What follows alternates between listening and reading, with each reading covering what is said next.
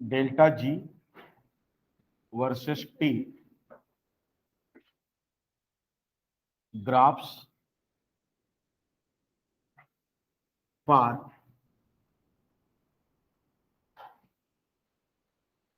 Oxide formation of carbon. हम लोग इस पर देखेंगे क्योंकि बेसिकली हम लोग कार्बन का इस्तेमाल करते आए हैं रिडक्शन के लिए।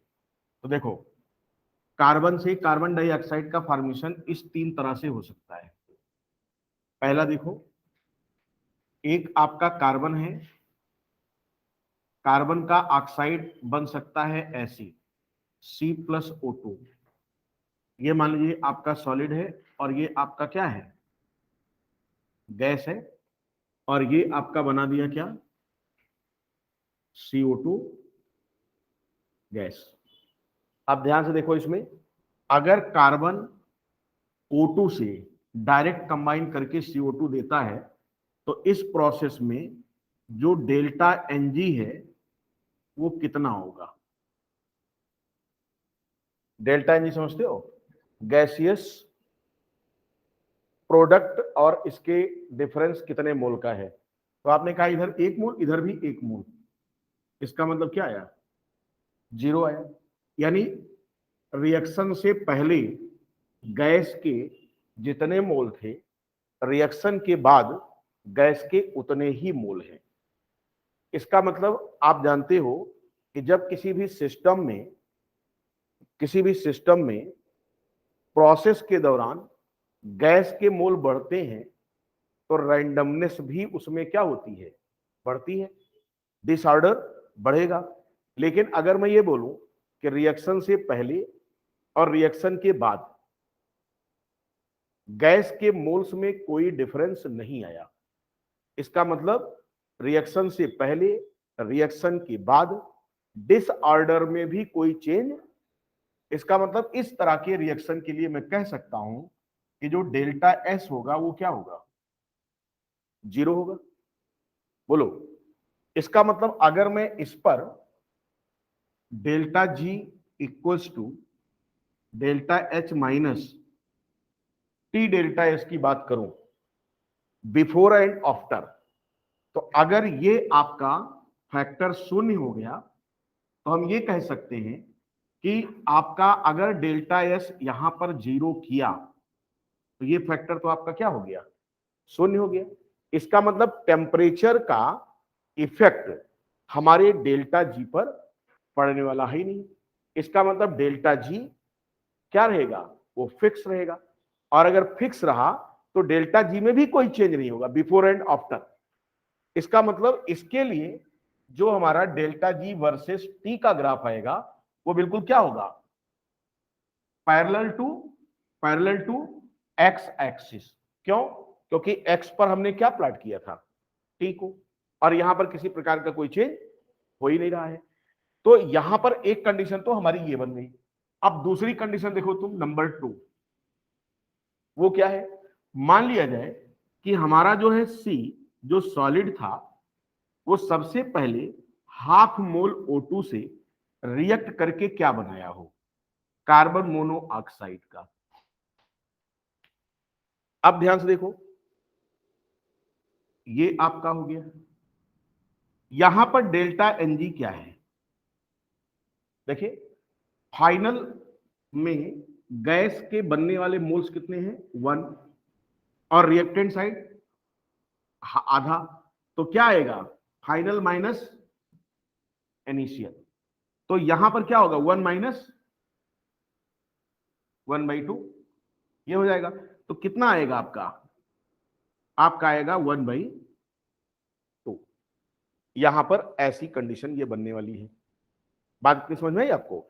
इसका मतलब क्या है, डेल्टा Ng आपका 0 नहीं है, डेल्टा Ng पॉजिटिव वैल्यू दे रहा है। और अगर ये पॉजिटिव वैल्यू दे रहा है तो इसका सीधा सा मतलब है कि इसका जो ये वैल्यू आएगी, यानी डेल्टा जी जब इस पर आप निकालोगे delta H minus T delta S, तो ये डेल्टा एस आधा है।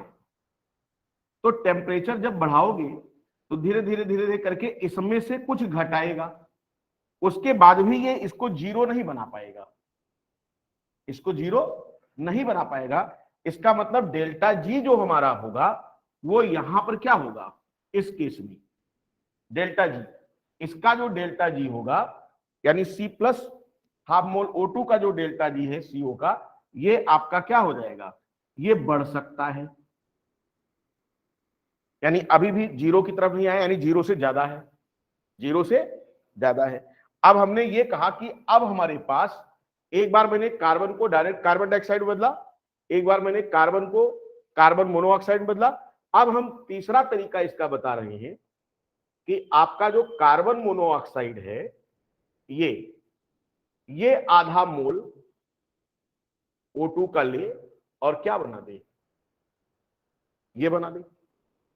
इसकी कंडीशन देखो, ये गैस और ये गैस। अब देखिए यहां पर जो डेल्टा एच दिया आएगा वो क्या मिलेगा, इधर 1 और इधर -1.5, कैसे, आधा और ये। इसका मतलब क्या हो रहा है, इसका मतलब देखो ध्यान से। अच्छा एक चीज और देखो, यहां पर जो है ये आपका जो है, एक चीज यहां थोड़ा सा हमने गलत कर दिया, यहां समझो ये नेगेटिव होगा, कैसे, जैसे जब आपका डेल्टा एन जी 1/2 पॉजिटिव आया तो इसका मतलब इस डायरेक्शन में एंट्रोपी क्या हो रही है, बढ़ रही है। जैसे यहां हमने कहा डेल्टा एस जीरो हो गया, लेकिन इस केस में डेल्टा एस की जो वैल्यू थी वो हमारी क्या हो रही, ग्रेटर देन जीरो। यानी आप कह सकते हो डेल्टा एस बढ़ रहा है, सीधे सीधे एंट्रोपी डिसऑर्डर बढ़ रहा है। और जब डिसऑर्डर बढ़ रहा है तो इसका मतलब तुम क्या समझोगे, क्या समझोगे, इसका मतलब ये हुआ डिसऑर्डर अगर बढ़ रहा है तो डेल्टा जी की जो वैल्यू आएगी, डेल्टा एच में से ये वाला फैक्टर घटने वाला है ना, तो टेम्परेचर भी बढ़ा रहे हो, इसको भी बढ़ा रहे हो, तो ये फैक्टर क्या हो जाएगा, ये बड़ा होने लगेगा। और ये जब बड़ा होने लगेगा तो इससे बड़ा फैक्टर जब घटेगा, वो जो निगेटिव वाला है, तो ये वैल्यू आपकी क्या हो जाएगी, नेगेटिव हो जाएगी। यानी कार्बन सॉलिड से कार्बन मोनोऑक्साइड का बनना एक प्रकार का स्पॉन्टेनियस प्रोसेस होगा, और इसका जो डेल्टा जी होगा वो क्या होगा, वो घटता नजर आएगा। मेरी बात समझ में आई, घटता नजर आएगा। अब दूसरी तरफ देखो, जैसे इस पर हम आ गए, इस पर मैंने क्या बोला कि अभी तुम्हारा डेल्टा एन जी क्या हो रहा है, -0.5। इधर गैस के मोल ज्यादा थे रिएक्शन से पहले, और रिएक्शन के बाद गैस के मोल घट गए। और जब गैस के मोल घटे तो यहां पर एंट्रोपी की स्थिति क्या होगी बताओ, कम होगी।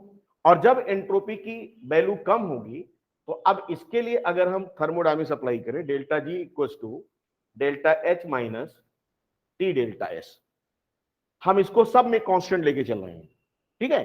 तो अब अगर हमारा एंट्रोपी घट रही है, ये वाला फैक्टर, तो जो नेगेटिव वाला है वो घटेगा, और अगर ये घटेगा तो ये वैल्यू क्या होती जाएगी, बढ़ती जाएगी। इसका मतलब इस केस में डेल्टा जी जो होगा वो कैसा होगा, वो पॉजिटिव होगा। यानी टेम्परेचर के साथ साथ, टेम्परेचर बढ़ाने के साथ साथ डेल्टा जी क्या होगा, बढ़ेगा। और एक में क्या है, कांस्टेंट रहेगा, एक में क्या हो रहा है, घट रहा है। अब अगर हमें यहां देखना है कि बनना हमारा क्या है, CO2, एक में कार्बन मोनोऑक्साइड हमने बनाया है, एक में CO2 बनाया है, इसमें भी CO2 बनाया है। अब अगर इन तीनों रिएक्शन के लिए हम डेल्टा जी वर्सेस टी का ग्राफ खींचे तो हमें ग्राफ कैसा दिखाई देगा, हमें ग्राफ कुछ ऐसा मिलेगा। देखो इसको उतारो पहले आप, पूरा कॉपी करो।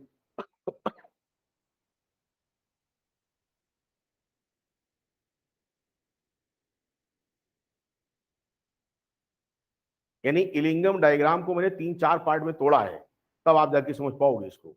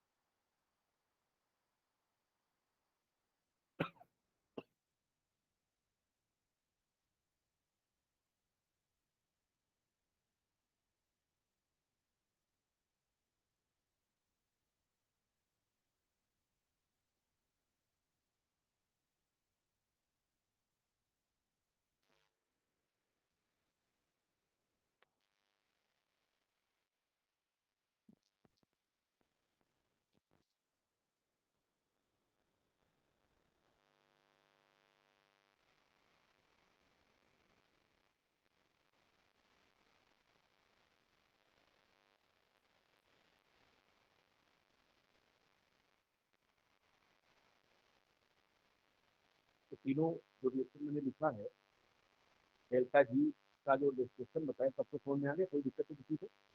आप चलो ग्राफ में हम इसको प्लॉट करते हैं, इधर से हम बताते हैं।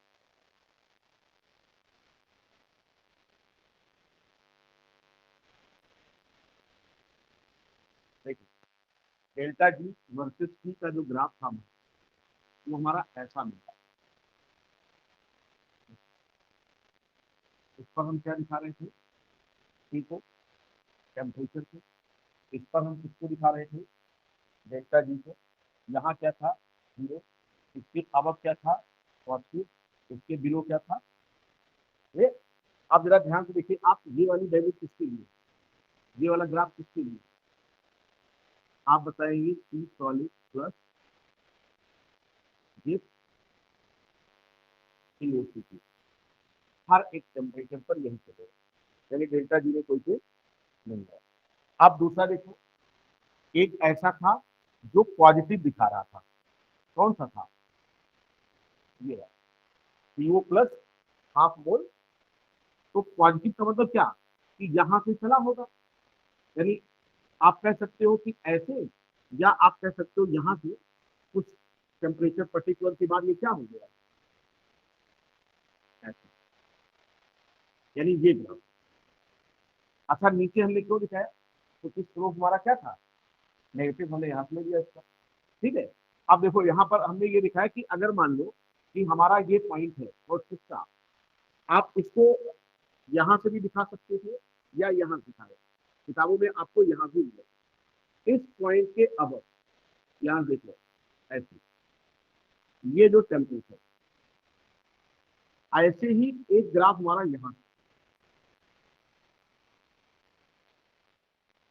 यहाँ निगेटिव से पॉजिटिव होता नजर आ रहा है, और इधर पॉजिटिव से, यानी ये ये।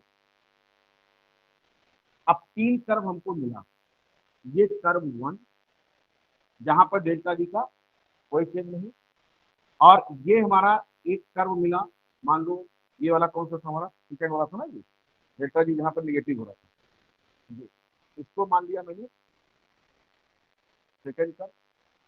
और ये हमारा जहां पर ये चल रहा है, ये क्या है हमारा कर्व नंबर थर्ड। ठीक है। तो थर्ड में आपको ये दिख रहा है कि हमारा जो ये है CO से हाफ मोल O2, यानी CO plus half mole O2 से क्या आ रहा है यहाँ, और ये वाला क्या दिखा रहा है? ये वाला C, ये वाला C प्लस हाफ O2 क्या, यानी हमारा ये इससे रिएक्शन हो रहा है, ये CO बना ऐसे, यानी C plus half mole O2 से जैसे जैसे CO बनता जाएगा टेम्परेचर बढ़ने के साथ साथ, वैसे वैसे ये ग्राफ हमारा क्या होता जाएगा, यानी डेल्टा जी इसका घटता चला जाएगा। अब हमें ये देखने को मिल रहा है कि इस पर्टिकुलर टेम्परेचर पर जब हम आते हैं तो हमारे तीनों दिख रहे हैं, और जैसे इससे आगे बढ़ाते हैं तो हमारा ये वाला रिएक्शन क्या हो जाता है, फिजिबल नहीं होता है, इस पर कोई असर नहीं, और ये वाला फिजिबल होगा। देखो इसका मतलब हमारा कार्बन सॉलिड से कार्बन मोनोऑक्साइड का बनना एक पर्टिकुलर टेम्परेचर से जैसे ज्यादा करते हो, तुरंत ही बड़ी तेजी के साथ क्या होने लगता है, प्रोसेस होने लगता है। वो टेम्परेचर हमारा क्या है, ये है, यानी ट्रांजिएंट टेम्परेचर, जिसके अबव इसका फॉर्मेशन तो पॉसिबल, इसका फॉर्मेशन पॉसिबल नहीं, और इसका फॉर्मेशन पर कोई असर। अब क्वेश्चन ये है कि अगर हम यहां पर इसको ले जाकर के इस ग्राफ को अपने मेटल के जो ऑक्साइड बनने वाले ग्राफ थे उस पर माउंट कर देने चाहिए, तो हमें एक चीज समझ में आएगा कि हमारा जैसे जिंक मैंने कहा, या आप आयरन ले, आयरन, हमने कहा आयरन का जो ऑक्साइड है या जिंक का जो ऑक्साइड है, एक पर्टिकुलर टेम्परेचर से अबव जाते हैं जब, तो उसका बनना क्या होता है, स्लो हो जाता है, बल्कि क्या होने लगता है, वो टूटने लगता है। ध्यान से समझिए, टूटने लगता है। यहाँ पर दोनों डायरेक्शन में रिएक्शन बताए गए, फॉरवर्ड भी और बैकवर्ड भी। जिस डायरेक्शन में एंट्रोपी सपोर्ट करेगी रिएक्शन, उसी डायरेक्शन में क्या होगा, चलेगा। जैसे इस वाले कर्व में एंट्रोपी सपोर्ट कर रही फॉरवर्ड को, इस वाले रिएक्शन में एंट्रोपी सपोर्ट कर रही बैकवर्ड को, और इस वाले रिएक्शन में एंट्रोपी का कोई इन्वॉल्वमेंट। इतनी बात समझ में आती है। अब देखिए, हमने कहा कि क्वेश्चन ये था कि मेरे पास रिएक्शन ये कराना था हमको। हमने कहा मुझे ये चाहिए, एक ग्राफ था हमारा ऐसा, और इस पर जो है टी आपका दिया गया था, और ये आपका डेल्टा जी था, इधर पॉजिटिव इधर आपका नेगेटिव था, और वो ग्राफ आपका ऐसे चल रहा था, इस तरीके। क्लियर। अब देखो, ये टेम्परेचर आपको यहां पर मेंशन है। हमने कहा ये टेम्परेचर आपका यहां पर दिखाया गया है। इस ये आपका जो है जनरली हमने कहा कि ये आपका Zn और प्लस इसका है। हमने कहा कि इस टेम्परेचर के अबव इसके बनने की जो एंट्रोपी है वो इसको सपोर्ट नहीं कर रही है। इसका मतलब अगर हमें इसे इस टेम्परेचर के ऊपर हम चलते जाएं तो हमारा ये रिएक्शन फॉरवर्ड ना होकर क्या होने लगेगा, क्योंकि यहां तक तो ये फॉरवर्ड चल रहा था, लेकिन जैसे इस टेम्परेचर को अप्रोच किया मैंने, अब इसके ऊपर हम चलेंगे तो क्या हो जाएगा। अब ध्यान से समझो, यहां पर मैंने ये बोला कि अगर हम इसको वापस जिंक में लाना चाहें अकेले, इसके साथ कुछ ना मिला, तो मुझे ज्यादा टेम्परेचर करना पड़ेगा, जिसमें हमारी फ्यूल की जो कंजम्पशन है वो ज्यादा बढ़ जाएगा, और जितना जिंक मिलेगा उससे कहीं ज्यादा हमारा ईंधन बेकार हो जाएगा। तो हमने कहा कि इसको वापस लाने का मतलब हम रिडक्शन ही तो कराना चाहते हैं, तो हम इसके साथ इलिंगम डायग्राम से ऐसे रिड्यूसिंग सिस्टम को तलाशेंगे जिसके साथ इसको गर्म करें। आप ध्यान से समझो, हमने कहा कि जिंक ऑक्साइड को हमें बैक करना है, यानी जिंक लाना है, लेकिन हम चाहते हैं कि ज्यादा ईंधन बेकार ना हो।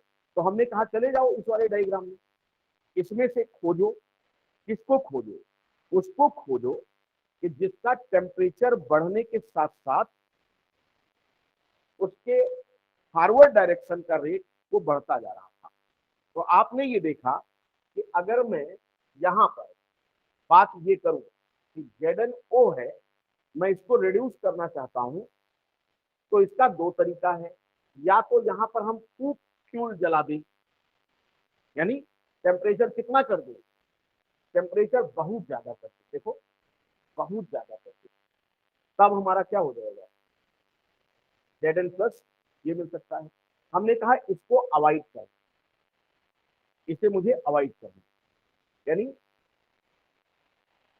आप यहां पर अगर फ्यूल कम खर्च करना चाहते हैं तो दूसरा तरीका आपको लगाना है, इसकी मदद करानी, इसकी मदद करानी है कहाँ, इसके पहले ही, यानी हमको इसी पर चाहिए, हमको कहाँ चाहिए, इस पर नहीं या इसके ऊपर नहीं, क्योंकि इसके ऊपर जब चलेंगे तब कहीं जाकर के ये वापस आना शुरू हो रहा है। यहाँ मान लिया हमने ये मान लो आपका जो है ये T3 हो, ये आपका T2 हो, और यहाँ पर जो वैल्यू दिख रहा है आपका ये क्या हो, T1। बताओ कौन ज्यादा है, T3। और T3 पाने के लिए हमको क्या करना पड़ेगा, बहुत ज्यादा ईंधन लगाना पड़ेगा। मैं ये चाहता हूं कि यहीं से टूटना शुरू कर दे, यानी जो जिंक ऑक्साइड था वो यही टूट जाए। तो मैंने कहा ऐसे तो नहीं हो पाएगा, इसके लिए आपको क्या करना पड़ेगा, आपको इसके साथ किसे मिलाना पड़ेगा, किसे मिलाना पड़ेगा आपको इसके साथ लाना पड़ेगा, किसको, इसको। क्यों?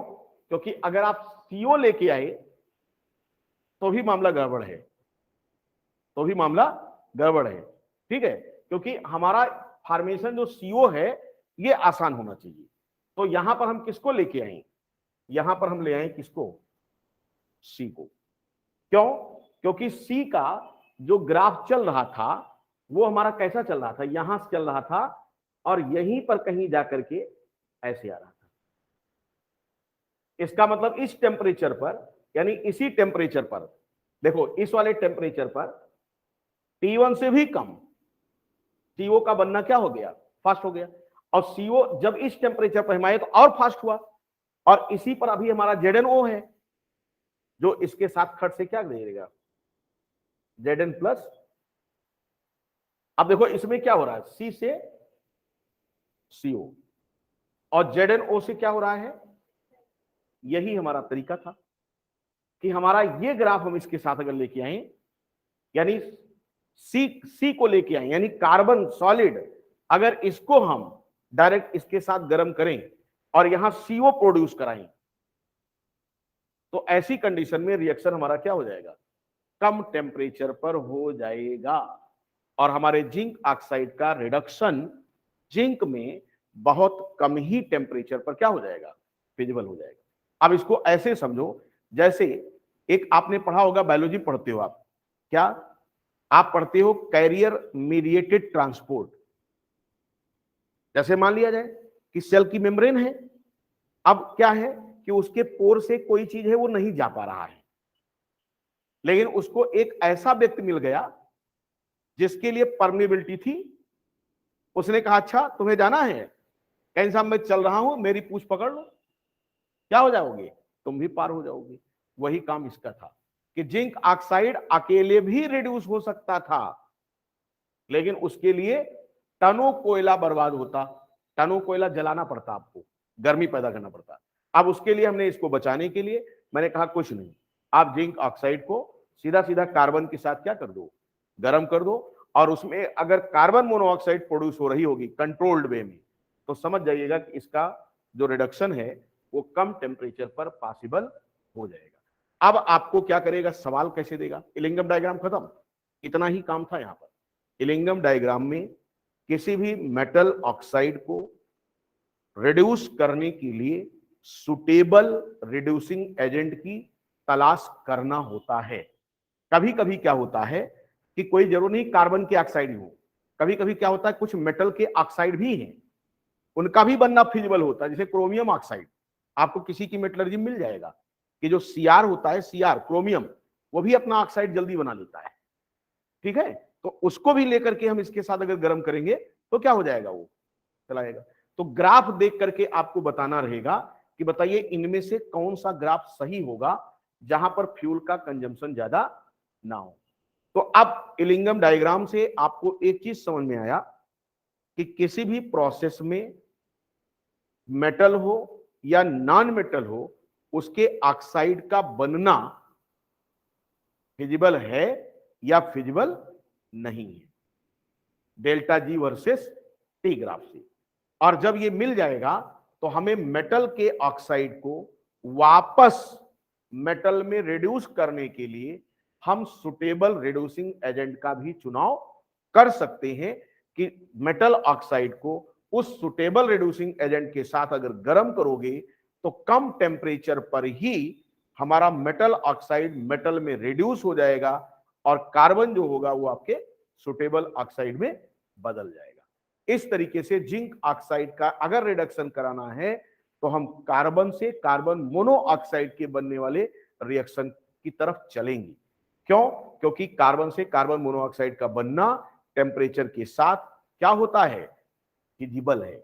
और जबकि अगर हम कार्बन मोनोऑक्साइड को लेके चलते, जैसे आप ये भी कह सकते थे कि साहब यहां ZnO प्लस CO ले लो, तो हम क्या बताएंगे? CO से CO2 का बनना आसान नहीं। फिर आपने कहा कि साहब C से लेकर के CO2 बना दो, तो उसको भी हम बोलेंगे क्या? डेल्टा जी इसका क्या होता है? 0 होता है। वो भी हमारे लिए कुछ खास नहीं कर पाएगा टेम्परेचर बढ़ाने के साथ। तो हम क्या करेंगे? हम सीधा सीधा क्या लेंगे? कार्बन से कार्बन मोनोऑक्साइड प्रोड्यूस कराएंगे और मेटल ऑक्साइड को रिड्यूस करेंगे। ये आपका है। अब ऐसे जब आपको क्वेश्चन नीट में देगा तो बस केवल और केवल आपसे पहचानवाएगा कि 2-3 ग्राफ ऐसे बना देगा और उसमें बताएगा कि किसका रिडक्शन किसके साथ आसान है, किसका रिडक्शन किसके साथ आसान है। तो आप चुन करके वहां से बता सकते हैं। ठीक है, यही आपका इलिंगम डायग्राम। बाकी और इसमें कुछ नहीं करना है आपको, यही थर्मोडायनेमिक्स का एप्लीकेशन है। अब देखिए यहां से हमने आपको ये सारी चीजें बता दिया, रिडक्शन सारे। अब हमें सिर्फ क्या करना है, इसकी रिफाइनिंग समझ लेना है और फिर उसके बाद मेटलर्जी के 2-3 और हैं अलग अलग केस में, उसको कर लेंगे आप। ठीक है, तो नेक्स्ट प्रोसेस हमारा है अब रिफाइनिंग ऑफ मेटल। इसको उतार लीजिए जो करना है, वो रिएक्शन भी लिख लीजिएगा जिससे आपको याद रहे कि हमारा ये पहले ही करा देगा।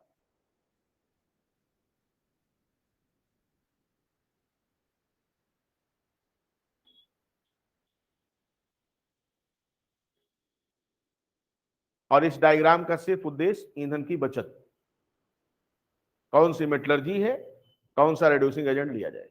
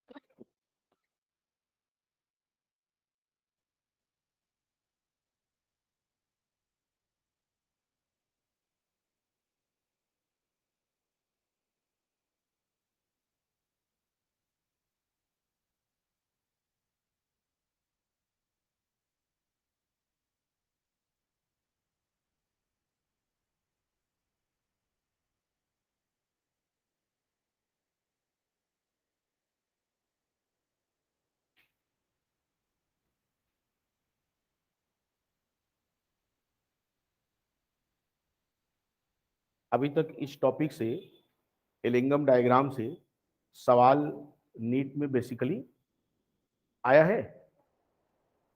हाँ, मतलब बहुत कम ही पूछा गया है, लेकिन अगर पूछेगा तो थर्मोडायनामिक्स लगा के पूछेगा वो, या फिर डायरेक्ट पूछ ले कि किसमें क्या करते हैं, क्योंकि रटने वाला टॉपिक है। लेकिन इलिंगम डायग्राम आपका रटने वाला नहीं है, इसका क्वेश्चन तभी कर पाओगे जब आपको कॉन्सेप्ट क्लियर हो।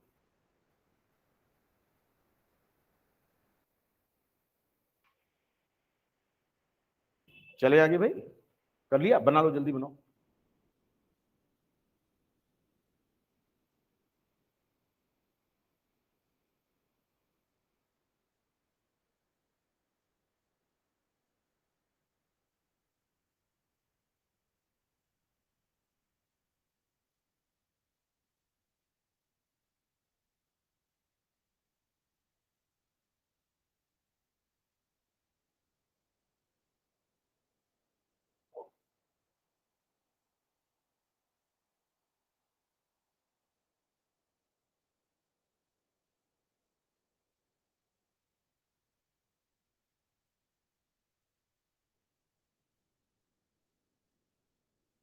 अब कुछ चीजें हैं, फटाफट इसको लिख लीजिए, खत्म हो जाए टॉपिक। चलिए, रिफाइनिंग ऑफ मेटल, यानी सब कुछ करने के बाद मेटल मिल चुका है, लेकिन अभी भी मेटल हमारा उस लायक नहीं हुआ कि हम उसका यूज डायरेक्ट कर सके। तो हमने कहा अब रिफाइंड किया जाए इसका। जैसे आप रिफाइंड खाते हो, रिफाइंड ऑयल, रिफाइंड ऑयल को रिफाइंड क्यों कहते हैं? क्योंकि उसमें से जो हमारा क्रूड ऑयल होता है, डायरेक्ट कच्ची घानी वाला, कच्ची घानी वाले तेल में सरसों के, हो सकता है उसमें कोलेस्ट्रॉल की लेवल क्या हो, बहुत हाई हो। और अगर कोलेस्ट्रॉल मान लो लो डेंसिटी लिपिड है उसमें, तो लो डेंसिटी लिपिड क्या करती है, हमारे ब्लड से, ब्लड में अगर गया तो सीधे सीधे क्या करता है, वो हमारी ब्लड वेसल्स जो होती हैं उनकी टोनिसिटी को या उनमें ब्लॉकेज ये क्रिएट करता है। और अगर ऐसा हुआ तो ये दिल मांगे मोर, यानी आपका हार्ट क्या करेगा, नॉर्मल फंक्शन नहीं करेगा, और ऐसे में हार्ट के झटके आ सकते हैं। तो इसीलिए क्या किया वैज्ञानिकों ने, कहा कि साहब रिफाइंड करो इनको। इसका मतलब इस तेल से क्या करिए, लो डेंसिटी लिपिड को कंट्रोल करो, उसको हटाओ, और कम करके किसको बढ़ा दो, इसमें हाई डेंसिटी लिपिड को बढ़ा दिया जाए। और हाई डेंसिटी लिपिड जो होता है वो हार्ट प्रॉब्लम कम कराता है। तो ऐसे केस में हाई डेंसिटी लिपिड को बढ़ाना ये एक तरीका होता है किसका, रिफाइनिंग का। और रिफाइनिंग का पूरा ठेका किसको मिला है पूरे भारत का? बाबा रामदेव का। अरे यार, सबसे ज्यादा तेल कौन बेचता है? बाबा रामदेव। अरे अडानी फडानी छोड़ो, नजदीक देखो, बाबा रामदेव रोज प्रचार करते नजर आते हैं कि फला तेल खाइए, कच्ची घानी का तेल, तो क्या क्या है। लेकिन आप जितना ज्यादा रिफाइंड यूज करते हैं, रिफाइंड से प्रॉब्लम क्या रही मालूम है आपको? उसमें ऐसे ट्रेसर्स बढ़ जा रहे हैं, ट्रेस एलिमेंट बढ़ जा रहे हैं जो कैंसर काजिंग है। इधर जब से रिफाइंड का इस्तेमाल बढ़ा है, तब से जो रिसर्च हुई उसका ये पता लगा कि कैंसर बढ़ रहा है। यानी एक तरफ हार्ट अटैक मतलब बचाया, और इधर कैंसर झोंक दिया। तो इसीलिए अब क्या सलाह दी जाती है कि आप फिर कच्ची घानी पियाओ, यानी सरसों का तेल खाइए, शुद्ध सरसों का तेल। अब बाकी जितने ये मार्केट में प्रचार वाले तेल हैं, इनका इस्तेमाल आप ज्यादा ना करिए, यानी प्रकृति की तरफ लौटें। तो रिफाइन उफाइन कुछ नहीं। दूसरा देखो, जो आपका ये समोसा तलता है जिस तेल में, आप कभी देखिए उसको, जो तेल यूज करता है उस तेल को महीनों यूज करता है वो। एक बार बनाया, फिर ठंडा करके रख दिया, फिर गर्म किया। जितने बार उसको वो गर्म करेगा, उतने बार उसमें क्या बनेंगे, ऐसे एलिमेंट बढ़ जाएंगे जो कैंसर काजिंग है, वेट को बढ़ा सकता है। तो इसीलिए कहा जाता है कि बाहर की मार्केट की तली भुनी चीजों को आप क्या करिए, अवॉइड करिए, अनहाइजीनिक है। इसीलिए एक बार जो तेल यूज हो, वो या तो वो खत्म हो जाए, और या तो उसको आप फेंक दीजिए। लेकिन गांव वाला मान लो किसी के यहाँ अगर कोई बारात वरात हुई और तेल बच गया, तो कब फेंकते नहीं, वो कर रख लिए थे, कहाँ से महीना खाई देगा, धीरे धीरे खाते रहते हैं। लेकिन उनको मालूम नहीं है कि इसमें कितना नुकसानदायक चीजें बढ़ चुकी हैं जो हमारे पर बुरा असर डालेंगी। ठीक है, तो रिफाइंड का मतलब यही होता है। रिफाइंड का मतलब उसको सही तो किया गया है, लेकिन कुछ चीजें और उसमें बढ़ गई। लेकिन मेटल के केस में ऐसा नहीं है। ये मत सोचिएगा कि मेटल अगर रिफाइंड होगा तो उसमें कुछ इंप्योरिटीज या कुछ इस प्रकार से आ जाएंगी।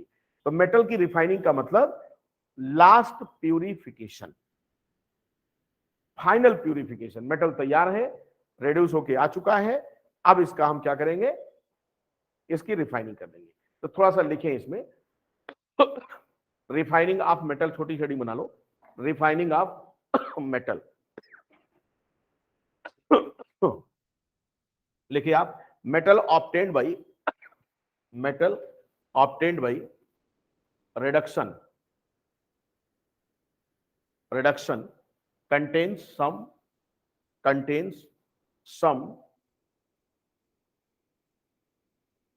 unusable substance, unusable जिसका प्रयोग नहीं होता, unusable, अनवांटेड लिख लो आप, जो जिससे तुम समझ सको, unusable substance and have to be refined, unusable substance and have to be refined, इसको रिफाइंड करना जरूरी है, फुल स्टॉप। बेस्ड ऑन या बेस्ड अपॉन कर लो, based upon the nature of metal, based upon the nature of metal and impurities,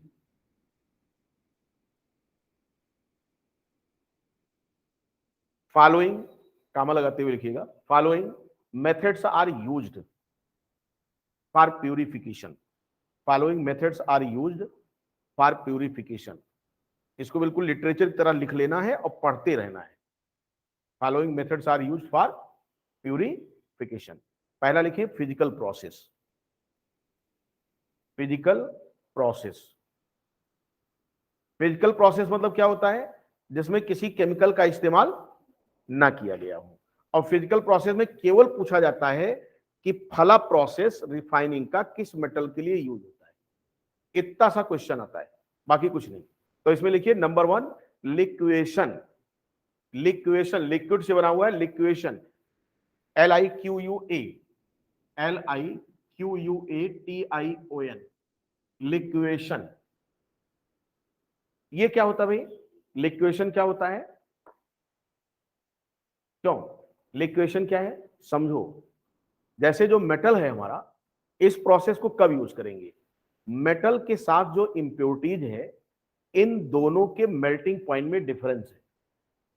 metal easily melt हो रहा है और इंप्योरिटीज हमारी मेल्ट नहीं हो रही है, तो हम इसको सिस्टम में गर्म करेंगे।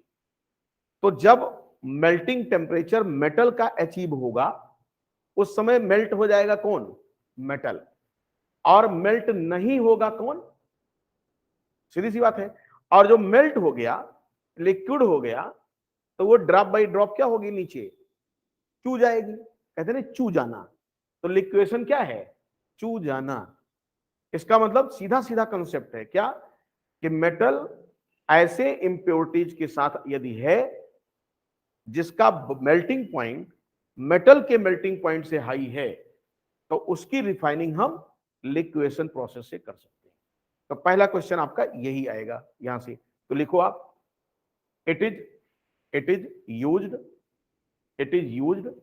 When melting point of metal is lower than melting point of impurities.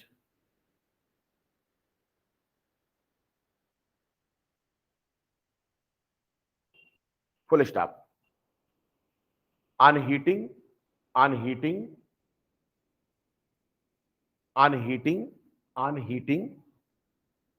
such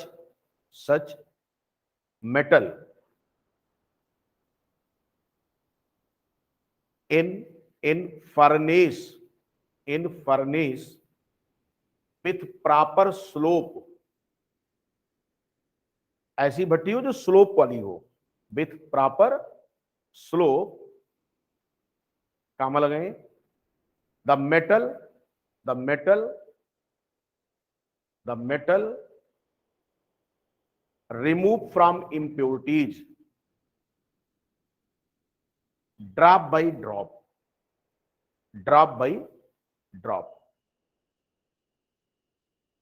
समझ पाए आप क्या मतलब हुआ? सीधा सीधा कोई भट्टी होगी हमारी ऐसे मान लो स्लोप वाली है। सपोज ये हमारी भट्टी थी, ये स्लोप वाली है। हमने क्या किया कि यहां पर और इन पर जो था वो हमारा इस तरीके से वो लगा दिया हमने, रोक भी, ऐसा ना हो कि रखो खट से पुल सरक जाए। अब यहां पर क्या करेंगे? ईंधन इसको जलाएंगे, और ईंधन जब जलाओगे तो यहां से सबसे पहले जो मेल्ट होगा वो क्या है? मेटल। जो मेल्ट नहीं होगा वो कौन सा है? इम्प्योरिटीज।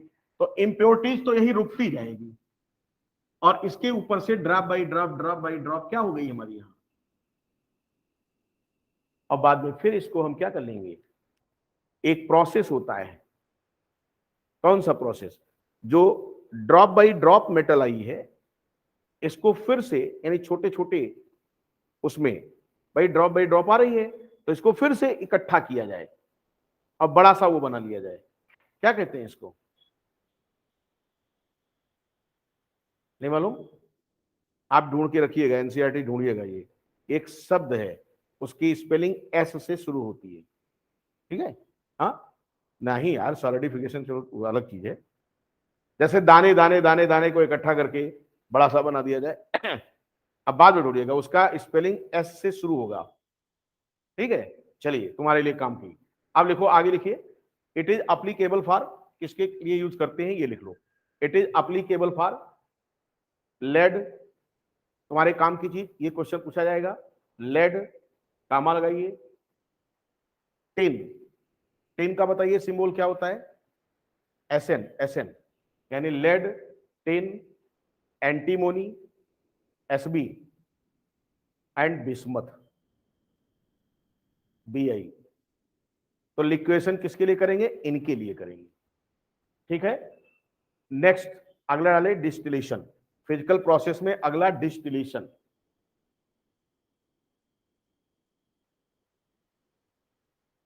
अच्छा बताओ, डिस्टिलेशन, DISTILLATION, डिस्टिलेशन को हिंदी में क्या कहते हैं आप? डिस्टिलेशन को हिंदी में क्या कहते हैं? आसवन। कभी आपने सुना हो कि जो आपका अल्कोहल सेपरेट किया जाता है वो किससे किया जाता है? Bye means of distillation. क्या करते हैं आप? गर्म करते हैं उसको, गर्म करते हैं तो उसकी वेपर उठती है, ठीक, यानी अल्कोहल जल्दी वेपोराइज हो गया, और वो उसके बाद वेपोराइज होकर के ऊपर नलियों से चलता है, और फिर नलियों के ऊपर पानी हम लोग डालते रहते हैं, जिससे उसकी वेपर क्या हो जाती है? कंडेंस हो जाती है, और फिर वो कलेक्ट कर लिया जाता है। तो यहाँ पर जो डिस्टिलेशन का प्रोसेस है, ये ऐसे मेटल के लिए हम करेंगे जिसका बॉइलिंग पॉइंट कम हो। जैसे वहां मेल्टिंग था, यहां क्या करेंगे हम? बॉइलिंग पॉइंट ध्यान देंगे। तो लिखिए आप, distillation is used for the refining of those metal. Distillation is used for the refining of those metal whose boiling point is lower. इसका एग्जाम्पल लिखिए, for example zinc, cadmium,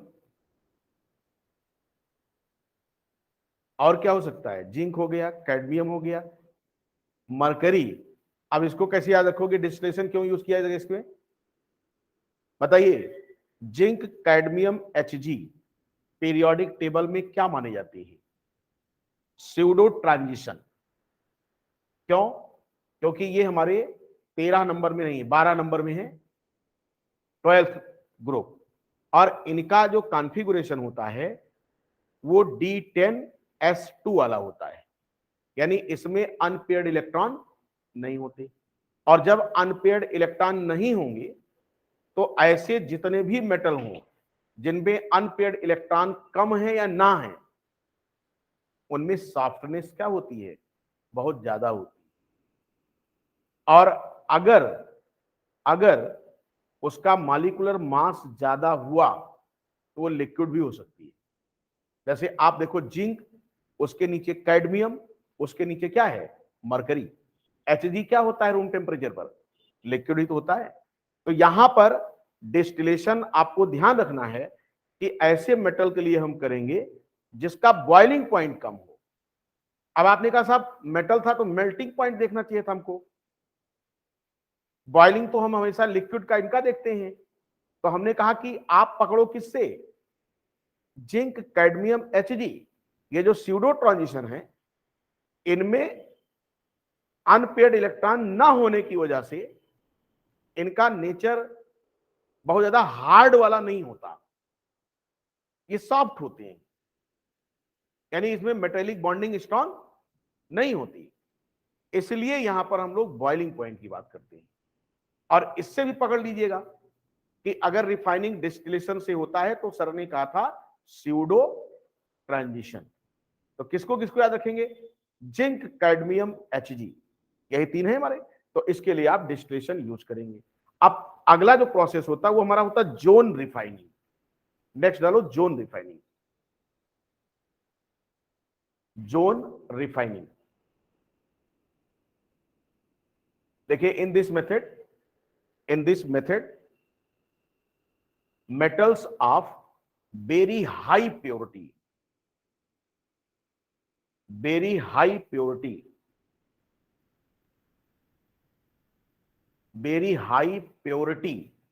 are obtained।